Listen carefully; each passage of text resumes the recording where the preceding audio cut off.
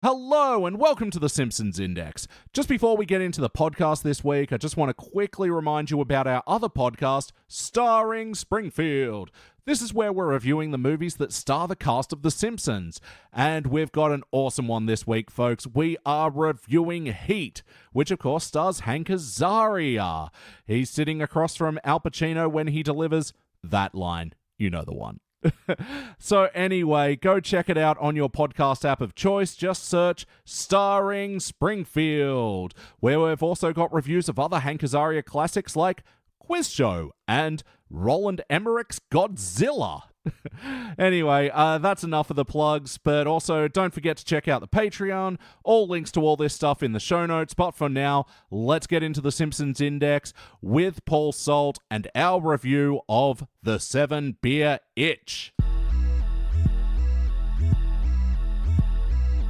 The Simpsons Index, an online spreadsheet that is also a podcast. This is the podcast. Coming to you from SideQuest Studios, this is The Simpsons Index, episode 284.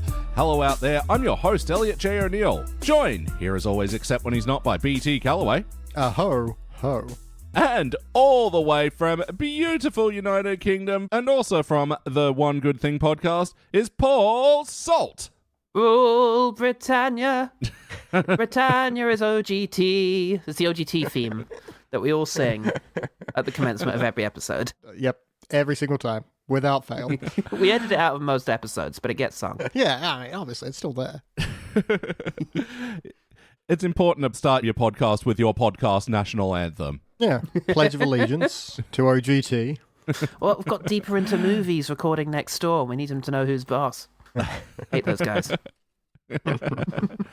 And who are these guys? We're the Simpsons Index. We review Simpsons and we bring on a different guest each and every week to help us get through the new dredge and find out if there is one good thing. I guess we're not so different, you and I.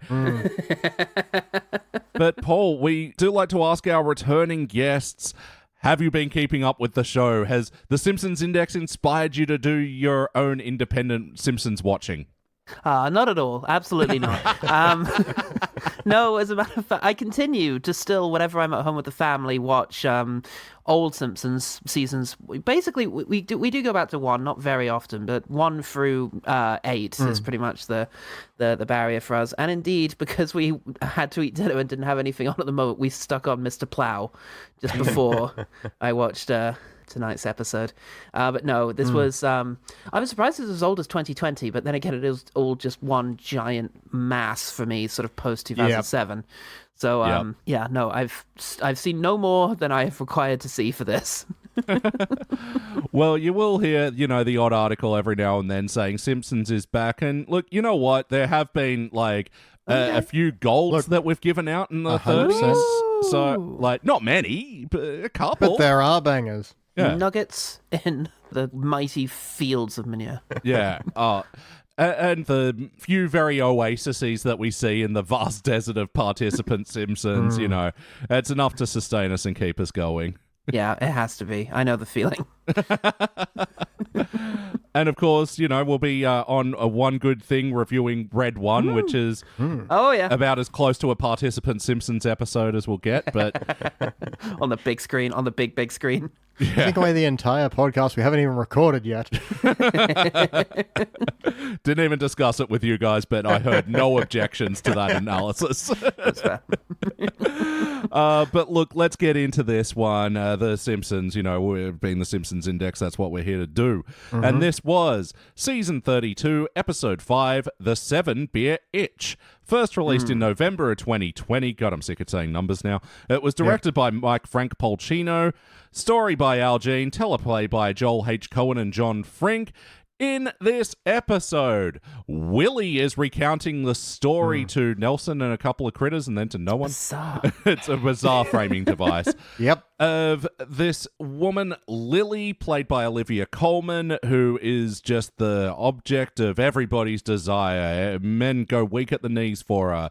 And she goes to America for reasons, and she becomes infatuated with Homer. And while the rest of the family are vacationing away from her relatives leaving in them the Unseen vacation. relatives. And yeah, the best kind. Yeah. It's just so convoluted. Leaving a vacation in their will which states that Homer can't join them, so Homer's being thrust into this temptation with Lily. Hey guys, what do we think? Ah!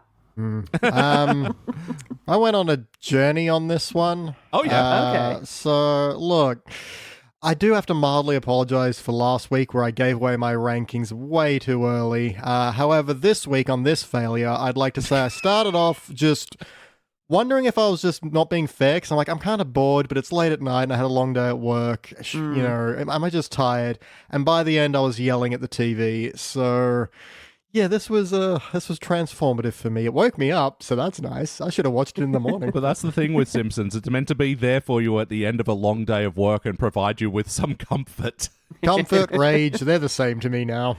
How about you, Paul? How was your experience?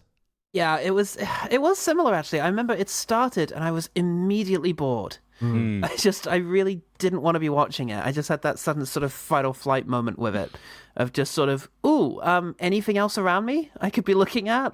And then it just kind of slipped off from there. And I think what impressed me most about it, because as I say, I watched Mr. Plow immediately beforehand, and I was against the clock, actually, because it was about 8:15 and we started Mr. Plow, and I thought, after a while, I was like, how much of this is left? And checked. And at the point when Barney was just getting into the plow game, there was like 7 minutes left. And I was like, how? How is the entirety of their rivalry about to be crammed into 7 minutes? And it never feels hurried. Is the crazy thing about it. Is it just something about the pacing of classic Simpsons means it doesn't feel like they're racing. This feels like they are racing against the clock, as if they desperately have to get in all of the stuff they want to do here. And it moves at breakneck speed with no time to slow down and make you feel any moments. Yeah, it's surreal. And if I can make this rant slightly more torturous, I was watching it and thinking, wow, it feels like every single member of the production here was tasked with doing their bit as best they could. You know, the writers just brainstormed gags and they threw them in there. Whoever came up with the premise, the plot, to hang all of the gags on. The writer room just went crazy and listed everything they could about the premise. The music is just doing whatever it's going to do. The sound people are doing whatever they're going to do.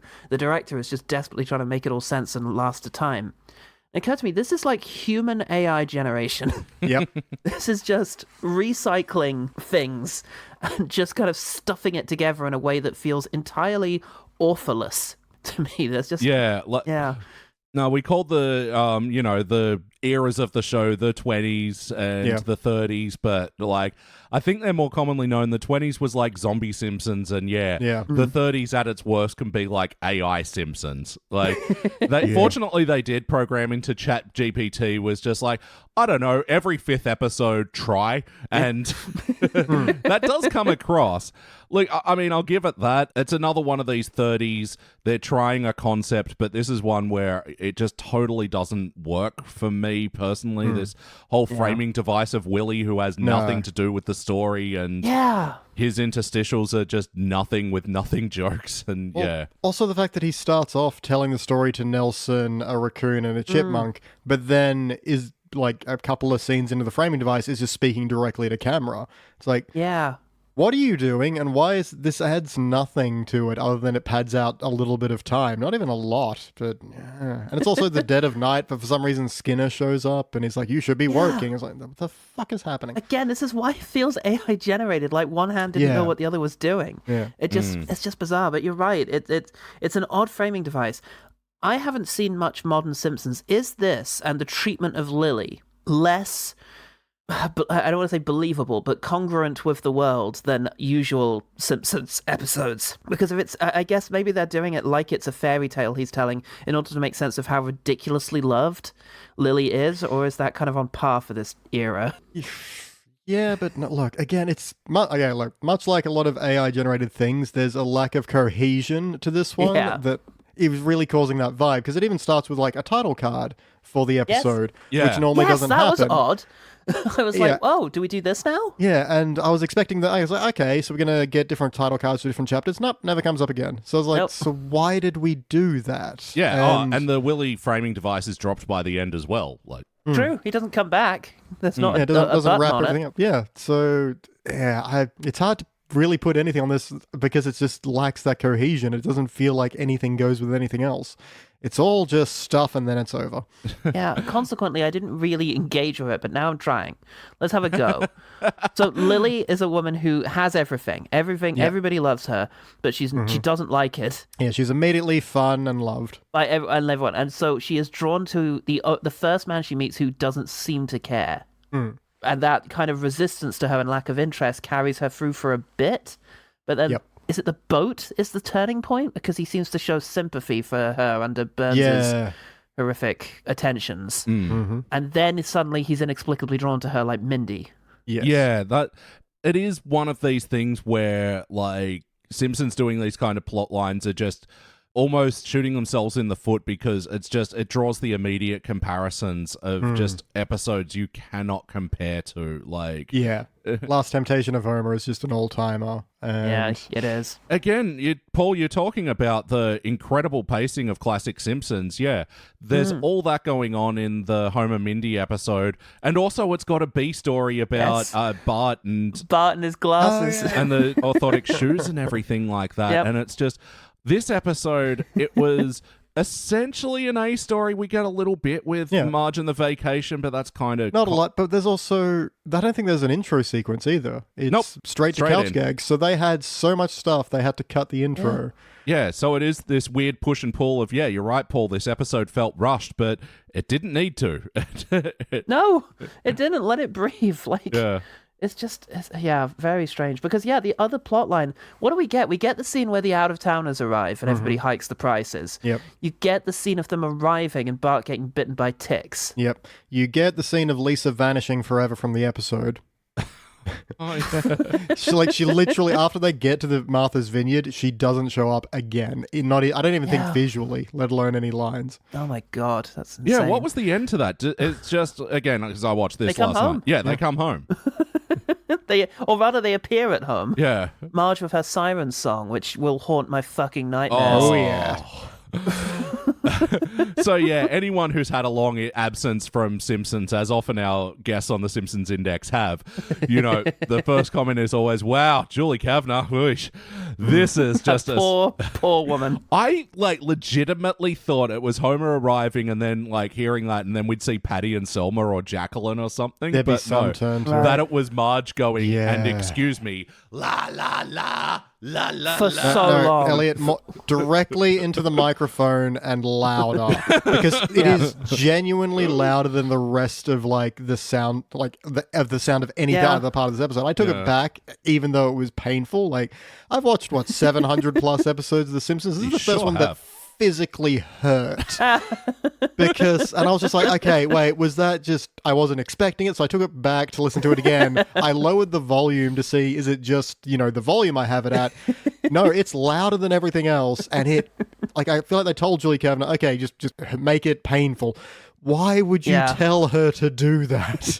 Yeah. I mean, the gag is there that her song is so much less pleasant than Olivia Colman. Incidentally, Olivia Colman seems to have brought in, are they under the impression she's a singer? That was the other thing. Yeah, she sings an awful lot. And she's not bad, but it's not oh my god, this is amazing. It just it's a weird guest appearance to go to, because I remember there was always a self-deprecating quality to guest appearances usually. Yeah.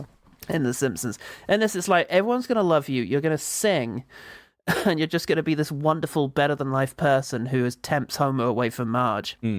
It's weird. I wouldn't have thought Olivia Colman would be interested in a role like that. Yeah, it feels like a last-minute replacement. Either that or the producer was just nudging the audience, being like, hey, did you see the favorite? Did you see the favorite? Yeah, we got her. We got the favorite. Yeah, this was peak Coleman time, wasn't it, 2020? That was the favorite. I think The Lost Daughter was hovering around that era, but yeah. And again, no disrespect to Olivia Colman. It's just a baffling appearance. It doesn't... Yes. Yeah, it's very odd. For such a prominent role to be so uncharacteristic of her...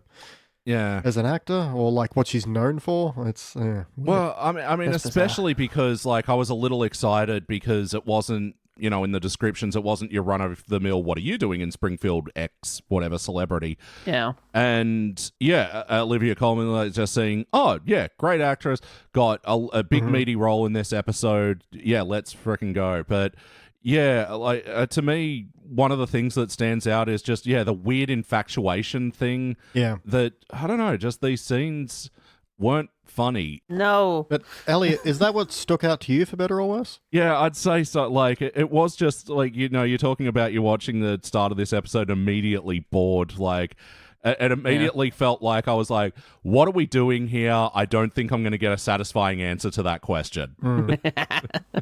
Yeah. Like, why does she gets banished to America for being too good looking? Is that the plot here? Yes. Yeah, she's too alluring for Britain. Yeah. And look, the digs at Britain are so surface level digs at this stupid country. The most pointed thing is that one of the pubs is called something like the Brexiteers Arms or something like that. The Brexiting Swan, That's the one, yeah. There are so many sign gags in this episode. Yeah, Jesus. Like, even that one, like the outside shot of the pub, and then it immediately goes into a zoom shot of another sign gag, and it's just... Yeah, they've got no restraint here. It makes sense, because I feel like what they probably have is the money to hire quite a robust writer's room. What they're lacking in is any one talented single writer.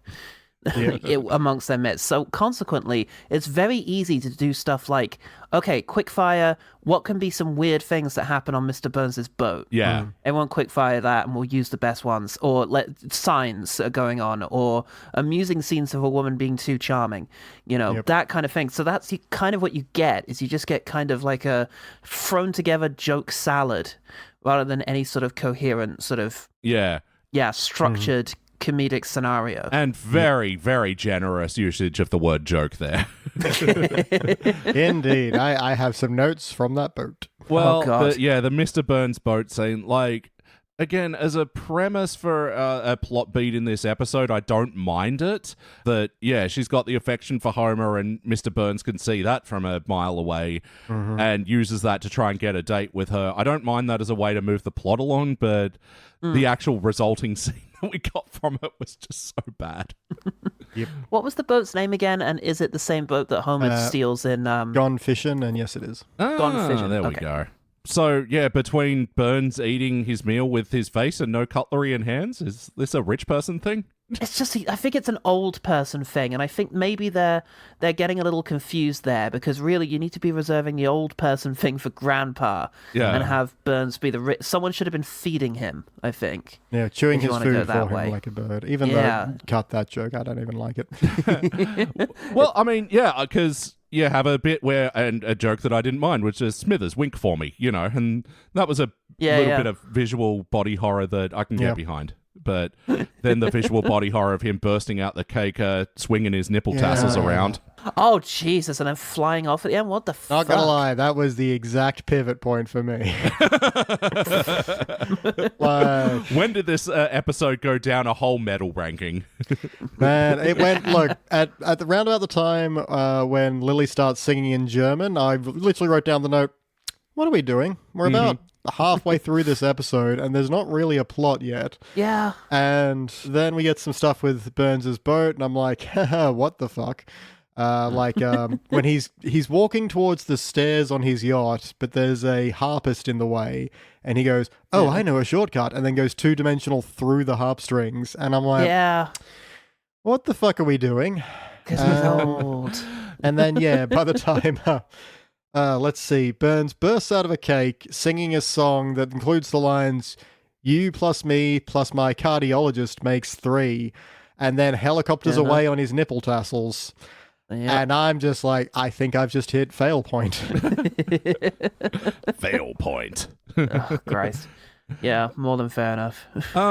Realizing, I haven't done the questionnaire at all. How about you, Paul? What's a moment that stands out to you from this episode, for better or worse? Oh, there were 2. For better, because I think, I'll try and be the better thing guy. Hey. Oh, I thought about this earlier. What the hell was it? I know I found it somewhere. Damn it. I remember thinking, yes, that's good. Mention that. It's nice to be positive about something. It is. What the fuck was it? Anything to go off. It'll come back to me. I got notes written. Have you got a moment that stands out to you, for better or worse, BT? I mean, I just did mine. Oh, That yeah. was the walking you through my feelings on this episode. And then we get to page 2 of my notes where the writing gets bigger and louder and angrier. Yeah. I actually do have a surprising amount of notes for this, but I think it's just because they introduce so many scenes setting up potential plot points that do actually go nowhere. So most of my notes is just sort of jottering down what happens, and it looks like the writings of a raving lunatic. Yeah, that's what we kind of think we discovered on our other podcast, Starring Springfield, which you can check out now on patreon.com/sidequeststudios, or available for free on wherever you get your podcast. Love it. Smooth. Usually when we're reviewing movies, we get more notes in the beginning because we don't know what's going to be relevant later. And the longer the movie goes without telling you, the more and more notes fill up your page. You're like, okay, Right. but what are we doing? And I think that's why there's so many on this one, because I, have reached half a page before I'm like, but what's happening in this? I think one thing that did stick out to me in a bad way was I suddenly felt really claustrophobic because we go to Moe's bar, and again, we literally was just watching Mr. Plow. And to go from the bar, because the bar features relatively heavily in Mr. Plow when they're watching like the advert and such, to go from that version of Moe's Bar Tavern to the modern era, and then also to then cut to Homer, when he's not been in the episode much, which elicits a reference from Groundskeeper Willie. Which, incidentally, that voice is really getting away from whichever performer it is who does that. That's going on a journey, that accent. But yes, to cut back to the Simpsons house, I suddenly just thought, I feel really uneasy that these characters have been stuck here for the last 30 or more years. Like, suddenly that just really got me in a grim sort of purgatory-style way of just, that's the same. The house is the same. The sofa, the little table, the way to the kitchen. There is no escape. Ew. It's never changed. It will never change for these people. They just have to go through it. Suddenly I got very existentially afraid. You thought about the Simpsons time bubble. I did, and it frightened me. No, I can't remember where we saw the poster, if we've said it on the podcast or whatever, but there is like a horror movie to be made about that. Like, if you'd like, don't say it's the Simpsons, but just say it's a town that no one ages, but the world ages around them. And they just sort of seemingly forget that they've been celebrating Bart's 10th birthday for 35 odd years at this point. Yeah. Oh, God. You know that It's a Good Life segment of the Twilight Zone movie? There we go. Call us up, Jordan Peele, for your next season of Twilight Zone, assuming that's happening. Gotta happen. But how about the wackiness? How did the Simpsons use the cartoony space in this episode? Well, I got a bunch. Besides the Mr. Burns in the room. Oh, no. Mr. Burns flies off on his nipple tassels is the answer to that question.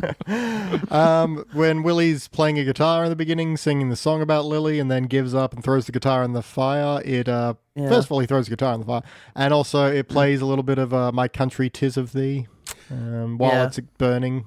It's just such a... Is this a joke? Yep. Guest star Leo DiCaprio, I assume they got him. No. No. What? Fuck me, I forgot about that segment that sojourned to Hollywood. Yeah, she even rejects Leonardo DiCaprio. Which is hilarious, because as if she was anywhere near young enough to get in the same postcode as fucking Leonardo DiCaprio. Yeah, I mean... He's a creep. I should know better never to assume a woman's age, especially by her Simpsons-sized cartoon drawing, but there was no way this character was under the age of 25, therefore just invisible to Leonardo DiCaprio's vision. But just quickly on that, the other guest stars of the episode were Robin Atkin Downes and Brian George, playing the pub goers and Londoners. Brian George, you might remember from as Babu from the Seinfeld. Babu! Oh my God! Yeah. He's very bad, man. And Robin Atkin Downes, he's just been in a lot of stuff. He's very prominent voice actor. I don't think there's anything standard, but he's been in a lot of things, but most of his credits are additional voices. They all seem to have this one character name for some reason. I mean, I think you'll find if you rearrange the letters of Robin Atkin Downes, you get Leonardo DiCaprio. There we go. That's how he gets his real roles, the ones he wants to do. I was just going to say, it's odd that they have a guest person in who's just a voice actor. Because I always felt that The Simpsons was such a sort of, self-contained sort of in-house kind of thing. But maybe they were just like, we don't want to try and do British accents. Well, it has been, this push since the problem with Apu that they do have people voicing the accents of the places they're from. And this is actually like Brian George's like fourth or fifth time on The Simpsons. Like, Really? he was on The Simpsons more than he was on Seinfeld. It's Wow. Well, British people deserve all the appropriation that we get, so... Oh yeah, they stole enough stuff. My point being, there's a bit where Leo kicks over the tin can after Lily walks out on him, and it's full of more gold that could possibly fit in that, and that got my note of wackiness. Yep, fair. Homer really chases the car as Marge drives away for quite a while. I was trying to think of how that gag would play in classic Simpsons, so I kind of feel he's like, I'll just keep watching you for as long as, I can. I kind of feel he'd have given up, like, before saying the rest of the sentence. Yeah, well, I thought it was going to be like they'd leave and he wouldn't bother to tilt his neck or something. Yeah, exactly. The other kind of hinge on this one is arguably an integrity break where, Marge and the kids are going away for 3 weeks and Homer's going to be home by himself. And I feel like he'd probably be more excited about that than he is in this. Well, quite. Homer the Heretic. He'd love that. Yeah. No, fully. But fair enough, he would eventually get sad. Again, that we've often said the best Homer is the golden retriever Homer, where if you leave him alone for a while, he's going to run around and jump on the couch, but eventually be like, oh, but no one's watching me jump on the couch. Yeah, like if there is like lead-ups where he is feeling particularly vulnerable or insecure or something, we've seen that with like the Soulmate episode or... God, I'm forgetting the episode right now, but he's like cutting Marge's hair, and it's like that's the peak of annoyance, and she's like, "I'm a dog." Oh, when he's overcompensating because of he's afraid of getting divorced, like yes, Kirk. Yeah, thank you. So like if you're playing with that joke sort of works a bit better because I don't mind the line of like Marge going, "We love you. You can stop following us now." Because that's very Marge going, okay, golden retriever, settle down, we'll be back, we love you, Yeah. Sure. So like, I don't mind that, but yeah, it's just okay. Then to what end? And it turns out not much. Because even like the wackiness of like the town that the rest of the Simpsons go to, it's those couple of scenes where Bart gets those tick bites that look really shit, like just. Yeah. A dot and a circle around them. They don't like look like tick bites. They just. But then also an unnecessarily gory shot of one being tweezed off of him. Blood spurt out. You're like, do you want to see a 10-year-old's blood? We've animated it for you. Again, it just feels like the animator of that sequence was just trying to do it as best he could with no overall direction as to what would be congruent with the rest of the episode and the tone they're trying to set. No, definitely. Oh, the tone on this one is all over the place and like leading perfectly into the heart of the episode. It's a Homer tempted by another woman episode. How do they think they landed the emotional moments? There's this bit where Maggie's catching clams, and she brings them up to Marge, and Marge's like, oh, good, now we can cook and eat them, yum, yum. And Maggie takes them back to the ocean and throws them back in. I'm like, that is the sweetest part of this episode. Aww. I love that. That was very nice. The rest of it can fuck off. Yeah, because, like, throughout the whole Mindy thing, first of all, is the humorous idea that an attractive woman would only be appealing to Homer is if she displayed the same sort of vulgar traits and sort of fast food interest and sort of laziness as he has, thereby making her... It's amusing to think who the perfect woman for Homer would be. But there's stuff to Mindy that just makes her more interesting than Olivia Colman and makes the dilemma more interesting because ultimately nothing very extraordinary is happening in the Mindy episode. He's just got a coworker he's attracted to. Yeah, and the rest is all in his head. And he's just in kind of a, not a sour point in the marriage, but a bit where the kids are all, being weird and Marge is sick and things are just a little uncomfortable at home. Yeah, and it's that's just everyday life. Some weeks are better than others. Exactly. But what's alluring is the temptation of the unknown. But what my kind of huge, actually non-me swearing and making long-winded points about nothing or Burns nipple-coptering out complaint about this episode is that, it starts off, Homer just has no interest in Lily whatsoever. That's what draws her to him because he's the first man to ever really resist her. And then on the boat with Burns, he's like, oh, I feel bad I brought you here. And he finds like, I'm smiling back at her. But then the next scene, he's just playing on his phone when she's trying to talk to him. And it's like, have you found a sudden infatuation with this woman or not? And the episode keeps telling you, no, Homer has feelings for her now. I was like, that didn't happen. Like, you've literally... my eyes were open for this entire episode, except when I was blinking, and I did not see that occur at all. Like, to suddenly tell me, oh, the stakes are so high, will Homer cheat on Marge? Like, what? This was never an emotional thing for him. And again, comparison to the Mindy episode is impossible not to do, where it's instantaneous and throughout, and it only gets worse when he finds out she feels the same way. And it gets bigger and bigger, and actually, whereas this just keeps telling you it's happening without ever having it happen. Yeah. And so then, the climax of the episode where Lily does kiss Homer, and it's that big scene, and like they cut to other things, classic kiss in a cartoon sort of thing. And then Homer rejects her, and like it then goes back to Marge who's singing la la la. Like this moment just doesn't hit. Like there's a lot more reasons why that moment doesn't hit. Lily kisses him right after Homer says no. Yeah.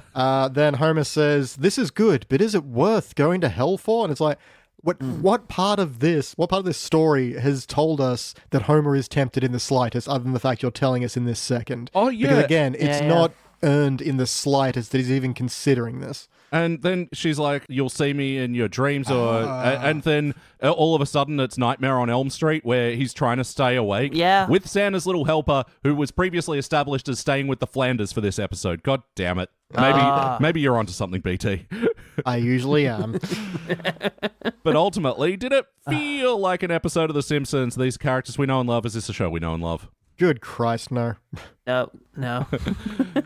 Again, a pale facsimile of. Yeah. No, I feel like we've been doing nothing if not answering that question already. But yes or no, would you watch this one again? No.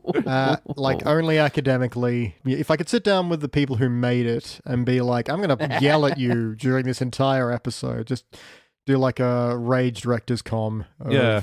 Well, no, it's always funny, these ones, because, the whole solo writing credit thing on The Simpsons is, a lot of people contribute to the writing of an episode. So when they do these ones where, like, they get ultra specific with their credits, story by Al Jean, teleplay by Joel H. Cohen and John Frink, it's like, which one of you is most nobody. I feel like nobody is prevalent. There's no voice here. Yeah, there's no overall direction or command or like lead writer or vision for this episode. It's just stuff that happens and then it's over. I just don't know what the story is. Like, Al Jean being like, well, you guys, you fleshed it out, but I came up with the story. Like, yeah, no, the story is Homer isn't tempted by another woman. Will he leave Marge for her? No. Yeah. But what we like... So, yeah. Sorry? No, just, not going to watch it again. Hope to live long enough to forget it. That's why we're recording this one before your podcast, because just to hurry that process along a bit. Let Red One push it out. Come on, Dwayne "The Rock" Johnson. Yay. Forget it like I have pretty much all the other HD era and beyond episodes that you've had me on to do. I do struggle to remember any of them. One of them was about poets. Oh, yeah, with the Hemingway played by Michael Cera. Yeah. Oh, yeah. Yeah, and there was one in a mall. Gonna have to narrow that down. I honestly, it's nothing. Yep. Yeah. No, surreal. That does happen sometimes where I'll offhand mention an episode and a guest will go, "Oh, that sounds terrible." I'm like, "You reviewed it." What? Mind blown. But what would we like to change, BT? What would you like to change about the 7-beer itch? Oh, God, so many things. Get rid of that Willy framing device for starters. It does nothing. It makes no sense. If you want this story about, again, the core principle of this story is there's this alluring woman who comes to Springfield. Everyone's falling over her. Homer is the one person who doesn't. Therefore, she gets infatuated with. Fine, I guess. And if you want to have Homer eventually return feelings, I would say don't. But if you're going to do that, at least have it happen. Get rid of that entire Mr. Burns thing. That is trash. I hated every second of it. But I would just say go with a different storyline. Like, I don't want to be that thing of, best thing to do with this episode is don't do it. But just find something else to do, because it's been done significantly better in a classic everyone remembers that we'll inevitably be comparing it to. there's no new angle to take on it. If Homer's being tempted by another woman, it's the same story. Like, you've got to have something else going on for it. So maybe Homer tries to, this woman's crazy about him, but he's not interested. And he's like, okay, I'm going to help you find there are a bunch of great men in Springfield. I'm going to help you out. And that's the thing they're doing. At least it's something I haven't seen before. Although I guess they kind of do that with Selma, but whatever. Yeah. Yeah. It's been over 700 episodes. It's like, it's about how you retread the ground. Yeah, exactly. That's 100% the thing. It's like, you can do it again, but you have to do something different. And even if at its most successful, this isn't different enough to the Mindy episode. How about you, Paul? What would you... We've got stories. Yes. How about you, Paul? What would you like to change about this one? Oh, everything you suggested, yeah, especially dropping the Willie subplot, which is just so crucially important, I think, to try and make this anything just close to coherent. But for me, the big one would be just give Olivia Colman a character. If you're going to have celebrities on, come up with a comedic character, because like all comedic characters basically have some sort of incongruity at their heart, something about them which doesn't match something else about them, a war within themselves. And with this, I guess it's just the idea that she's the perfect woman who can charm everyone except Homer, but then that's dropped. So just, I don't know, if you can find some... It just doesn't sound funny to me in my head. It just doesn't. Like, you've got, a wonderful, glamorous woman falls in love with a schlub who doesn't appreciate her. That's every animated show ever made. That's every Simpsons episode. Like, figure out something funny. Yeah. There you go. That's how I'd fix this episode. Figure out something funny. Make it a comedy show. This has traditionally been one. Like, it surely can be again. It has been at some stage. Yeah. I think the main thing I want to change is I think there is actually a good idea of Simpsons get to go on a vacation, keep the thing where it's the relative said no Homer in the clause because, like, I don't know, it's her holiday house and she doesn't want Homer to Homer it up. Yeah. Fine. I think you need to have this dual thing of, like, if you're going to do the Homer tempted story, have that, but then also the Simpsons having a bad time on this holiday and them coming to the realization that Homer kind of makes the bad times fun. He's fun dad a bit.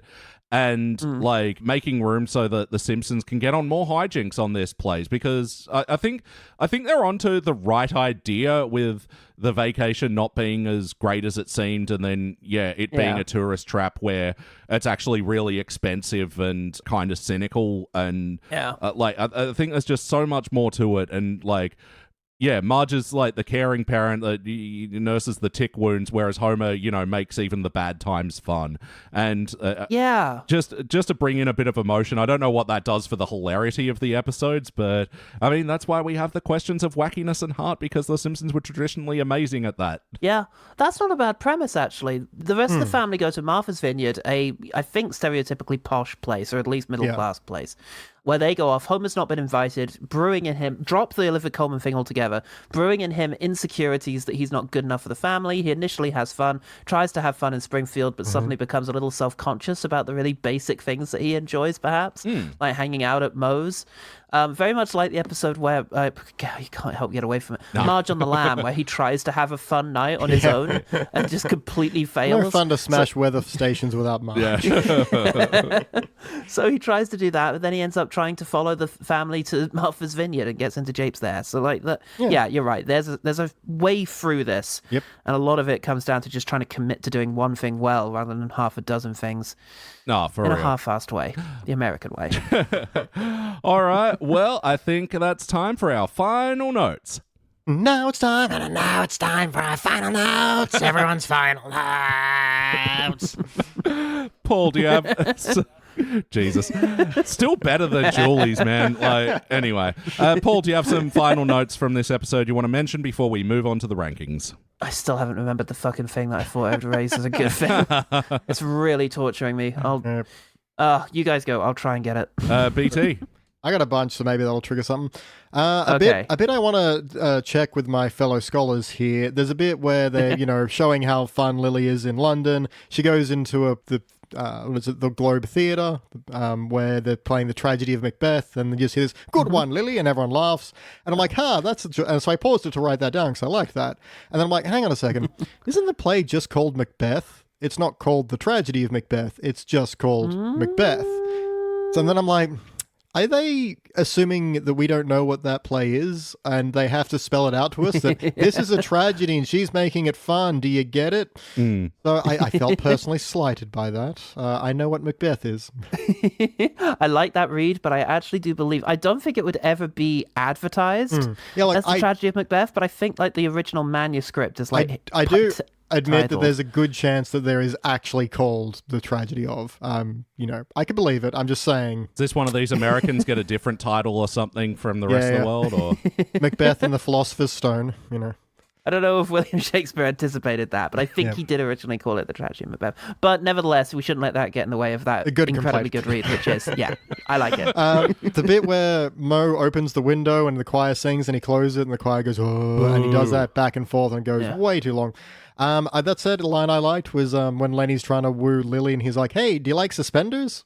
Just, I don't know, it was such a silly line for him. I liked it. Yeah. It is coming at this point in the episode where, like, I'm like, oh, okay, she starts working at Moe's and she injects a bit of cheer into here. That's something. But then, again, to what end? It's just, she's singing, like, 3 fucking songs. And I'm down for a good pub tune like everybody else. But yeah, like you, Beach, once the time they...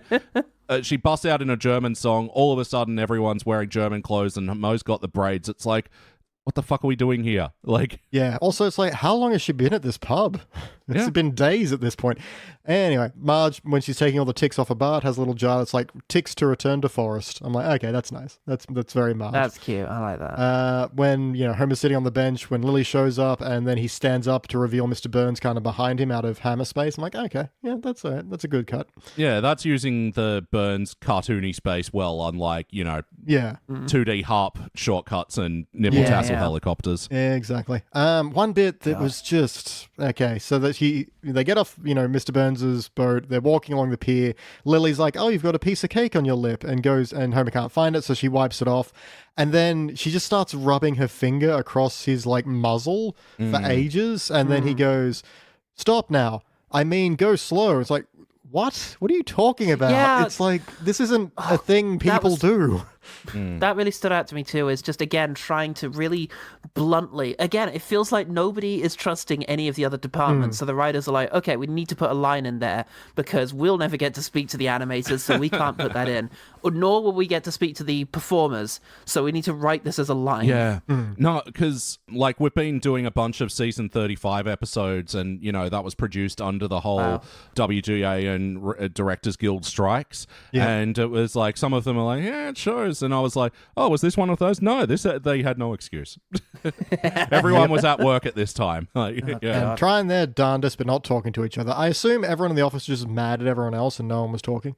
Actually, you know what? It was November of 2020, so let's give them that. Shit was probably a bit fucked up, but they can still send emails. Oh, God. Do you think Olivia Colman's voice performance was recorded over Zoom, do you think? Probably. It would have had to have been, right? Oh, my. Yeah. That does explain it. I think they have like a year turnaround for episodes, so maybe it would already been done. Who knows? Borderline. A line I also liked was, Homer and Lily have this kind of kiss, and then she's leaving him, says, "I'll see you in your dreams," and he's like, "Hey, stay out of my dreams. All my stuff is there." But then just the whole, "I mustn't fall asleep. If I dream of Lily, it's all over." And I'm like, again, what are you talking about? You don't even want to be with her. There's been no point where he's like, again, to bring it to Mindy, at least they have things in common. At least they like the same stuff. They have fun together. They never show that. The most they get is Homer feeling bad that Mr. Burns is hitting on her, and that's it. And then she rubs his lip for an extended period of time for no reason. And then there's a bit where he does fall asleep, and he thinks it's Lily kind of stroking his cheek to wake him up, and he says, "Oh, she's here, and I'm glad." And again, I'm like, "No, you're not. You don't want this." And wakes up and says, "Marge, yada, yada, yada." And then for some reason, Lily calls, and Homer answers it, and it's like, why? Why would you do this? No, that's stupid. Yeah. And then she's like, "Stay on the line. I'll guide you to where I am." It's like, he just dropped you off at home. Yeah. Yeah. And then he pulls the black bar of frame up. Which is nothing as well. Like, I had that in Wackiness where, the telephone frame just covers half of him and then he pushes it back down. It's like, this isn't a thing. And then his legs are betraying him and walking towards Lily. Whatever. And then finally it all ends with Lily being sent back to England where she's in a pub called The Sweet Conclusion and meets Homer. Someone that looks exactly like Homer. And I'm just like, that is not the sweet conclusion you think it is. That is sad, and I am grouchy. Oh, bleak. Utterly weak. Like, bleak and weak. Yeah. And that is all my notes. Elliot, back to Hooray. you. At the beginning, when she's going to America, she's on the plane. Captain professes his love for her, and then experience emotional turbulence, which causes actual turbulence. As we all know, that's what turbulence is. It's just whenever a pilot gets sad. Yeah. It's like, sorry everyone for that bit of a bumpy ride. I was thinking a little too much about life and the ending of the movie Charlotte's Web. We'll be back at 200,000 miles and continuing on our way. Yeah. It's brutal. Do not watch Charlotte's Web on a plane. You will destroy you. I've just got a note here that just says, oh God, another fucking pub song.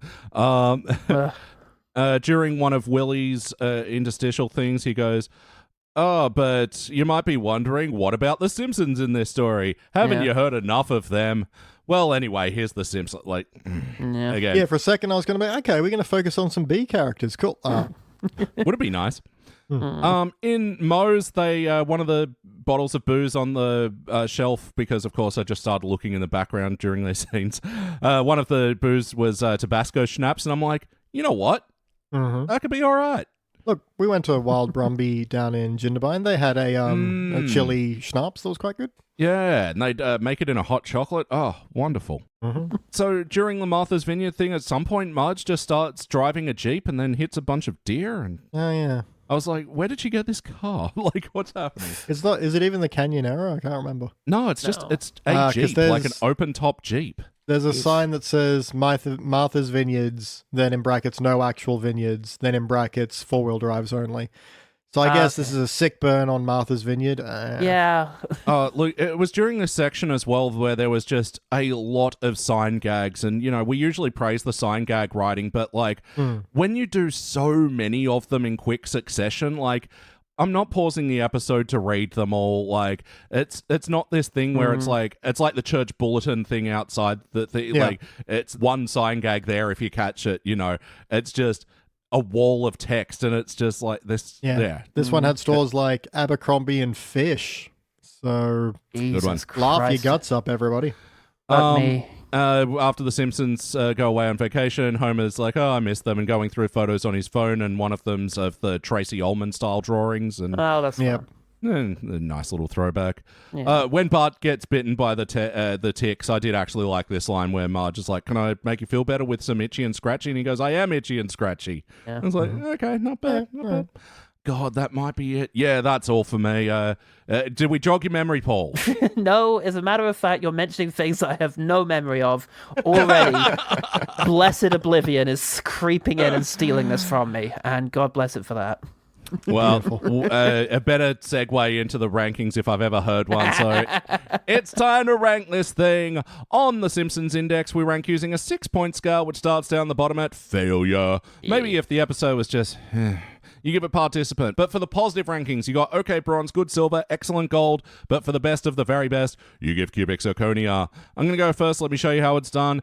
Look, I might have been on a participant before, but I think BT's swayed me here. I think this one's things for everybody. I think this one's a failure. Like, the experience of watching it is very participant-y, but, like, breaking it down, it's just none of this works together, and it's just so... horribly repetitive and unmotivated, and we cannot talk about this episode without fucking referring back to Last Temptation of Homer. It's impossible. Yeah, sure. BT, what do you reckon? I mean, I came in on a failure and I haven't budged. Yeah. Look, this is just brutally lazy at best. Yeah. It's just nothing fits together, nothing works, and the story doesn't even really make sense. The big emotional moments we're meant to have not been not only not earned, but also not even set up. There's just suddenly, and now he feels this. And it's just terrible. And I went from being participant, bland, kind of bored, that's fine, whatever, to just genuinely shouting at the TV because it just fucked up so much. So fail from me. And Paul, please finish it off. Yeah, it's a failure. It's just it just feels so dispiriting in terms of it being any kind of creative endeavor. It just feels like a nadir of It's an human insult creation. to creativity. It is, and I had a horror vision of the future. I'm sorry to come back to AI again. It is my big bugbear at the moment.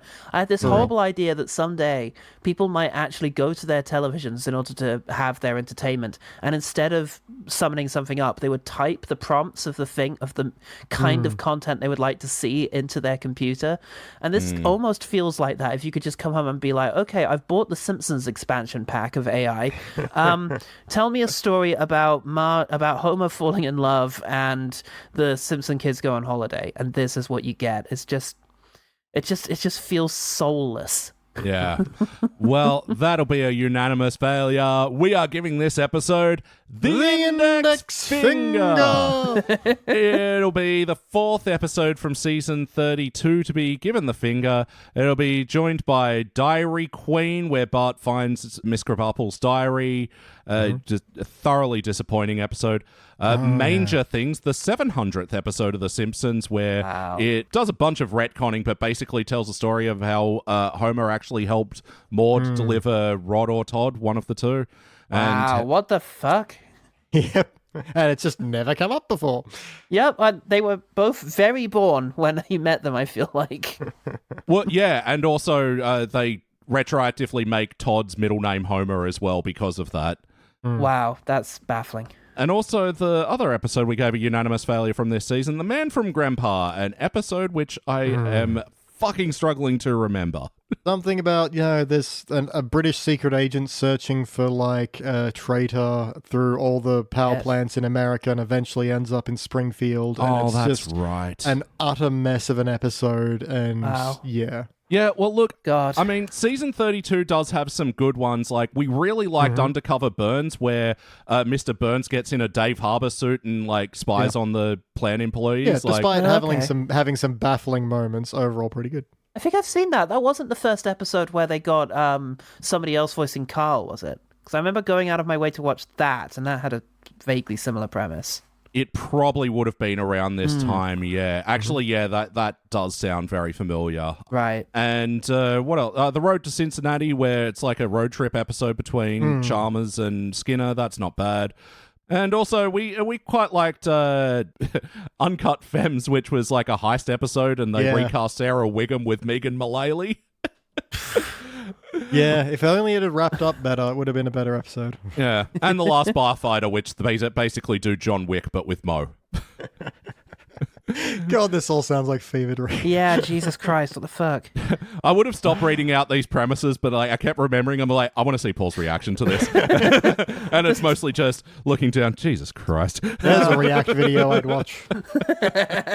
Just an innocent man being told, relatively innocent man being told the premises of various Simpsons episodes. I love that as your subtitle, a relatively innocent man. Come on, guys, there's worse out there. But Paul, thank you once again for joining us on the Index and letting us subject you to this stuff. No, thank you for having me. It's always nice to see you guys. Absolutely, despite the circumstances. What you got going on? What would you like to plug? Oh shit, that's a good question. I guess one good thing is the place to plug. It's OGT Pod. Almost anywhere you want to search for us. We have a Patreon. There's lots of stuff in there. There's so much stuff in there. Also, Jen and the Film Critic is the film review podcast. Screen Mayhem is a good place to keep track of pretty much everything that I'm involved in. And there's Quest Fantastic, the role playing podcast I'm involved in. So have a look at that too. Yeah. Absolutely, yeah. Love Quest Fantastic. You guys do such amazing work on that. And thank you. And especially, to throw it to your co-host Paul Goodman, the editing job on that is just astounding. And that man knows editing. Yeah. That man edits his life out. But yeah, if you want to hear more of me and BT, as I would have dropped in the pre-roll at the start of the episode, and as Paige mentioned somewhere in the middle. Yes, Starring Springfield is now a free podcast. You've heard us talking about it, how it's on the Patreon, and we've decided to spin it out onto its own free thing. And yeah, if you want to also get episodes of that early, ahead of time, BT, where can they do that? I mean, you're selling it short. You're saying early like you're getting the new releases early. No, you're getting the 50 film back catalog available straight away from patreon.com/sidequeststudios, along with 200 other exclusive podcasts like So Do You Like Stuff, the podcast with Elliot. Elliot and I just talk about stuff we like. Yeah. It's my girlfriend's favorite podcast we do because we are just only positive on it. You know, when we started doing So Do You Like Stuff, like, I had a couple of things where I was like taking the opportunity to say, no, I don't like this thing. And it's just like, no, we decided at some point to pivot and only be positive. And so, yeah, if you want to hear what else we enjoy outside of Simpsons and... yeah, if you want to get revenge, if you really love this episode, you're like, I'm going to find out things you like and trash that. Well, you can subscribe to patreon.com/sidequeststudios and ruin my day. Yeah, tell BT that, yeah, you hate Hollow Knight and the Return of the Obra Dinn. Why would you give them free ones? What is wrong with you? Give them the little taste, the little teaser, like we do at Starring Springfield. Oh, yeah, and that's the other Patreon perk. You get to tell us what movies to review on Starring Springfield. Ooh. Yeah, so go check that out, patreon.com/sidequeststudios. But for now, that's the Simpsons Index for this week. Once again, thank you very much, Paul. Thank you very much. And thank you, BT. It's hot in here and I'm sweaty. Well, let's cool down a bit before we go over to OGT. And please join us over there. Subscribe to One Good Thing. And because we've been on a bunch of episodes now. Oh, yeah. Yeah, and hear us this week. Anyway, I'm Elliot J. O'Neill. That's all the mustard in the house. Now let's do the OGT pod. Thank you for listening to the Simpsons Index podcast, which is also an online spreadsheet available at thesimpsonsindex.com.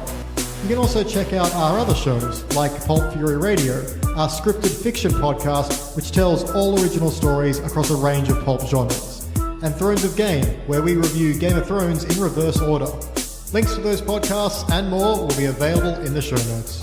Now, there's no bonus scenes for this episode, so we'll catch you next week.